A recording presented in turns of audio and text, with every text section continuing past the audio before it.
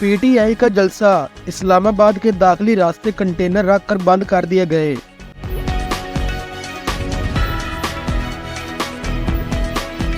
इस्लामाबाद में पाकिस्तान तहरीक इंसाफ के जलसे की वजह से संगजानी के मुकाम पर कंटेनर रखकर जीटी रोड को दोनों तरफ से ट्रैफिक के लिए बंद कर दिया गया।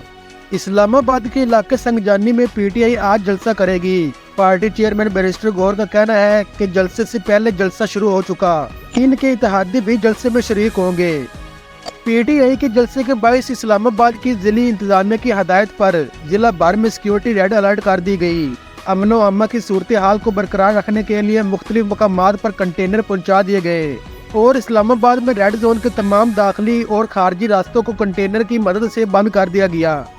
जलसे से कबल संगजानी के मकाम पर कंटेनर रखकर जीटी रोड को दोनों तरफ से ट्रैफिक के लिए बंद कर दिया गया, जबकि मोटरवे 26 नंबर चुंगी पर इस्लामाबाद के दाखिली रास्ते बंद कर दिए गए।